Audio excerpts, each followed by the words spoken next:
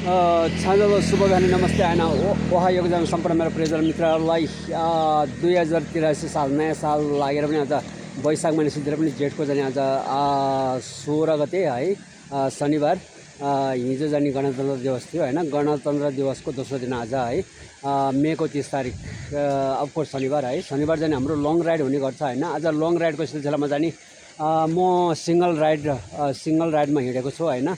र हजुरहरूले सायद यो ब्याकग्राउन्डमा देखिसक्नुभयो होला है, यति राम्रो हेर्नु त साइकल ल्यान्ड बनाएको छ होइन। यो जाने पोखरा महानगरपालिकाको जाने वार्ड नम्बर 30 होइन। यता के अरे पावर हाउसको अलि भित्रपट्टि पर्छ सिसुवा भन्ने ठाउँमा है। यहाँ जाने यति व्यवस्थित पाराले बनाएको छ है। म हजुरहरूलाई देखाउन गइरहेको छु अहिले, यसो हेरिदिनु है त साइकल ल्यान्ड। ए हेर्न यहाँ चाहिँ निकै अब के अरे दुवै साइडतिर होइन साइकल ल्यान्डहरू बनाएको छ होइन। सायद नयाँ बाटो भएर नि होला, निकै राम्रो पनि देखेको छ है। यो ठाउँ ठाउँमा जाने यसरी के अरे बस बिसाउने होइन, के अरे बस स्ट्यान्डहरू पनि बनाएको छ है। जस निकै राम्रो तरिकाले बनाएको छ है। यताबाट जाने उता अब फेमस रूपकोट रिसोर्टतिर जान्छ है। रूपकोट रिसोर्ट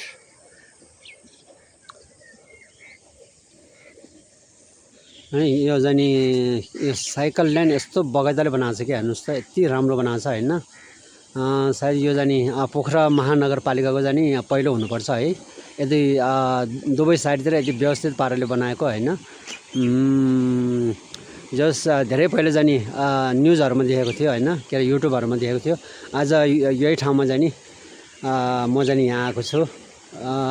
निकै खुसी लाग्छ होइन। यति हाम्रो साइकलहरूलाई यति राम्रो जाने दोहोरो जाने साइकल लाइनको सुविधा हुँदाखेरि यति राम्रो ठाउँ छ।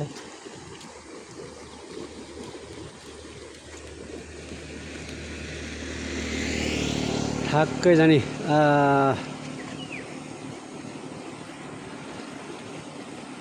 फेमस रूपकोट रिसोर्ट जाने त्यो सानो डाँडामा पर्छ है वहाँ माथि। यहाँबाट झन्डै छ होला 7-8 किलोमिटर छ होला रूपकोट रिसोर्ट।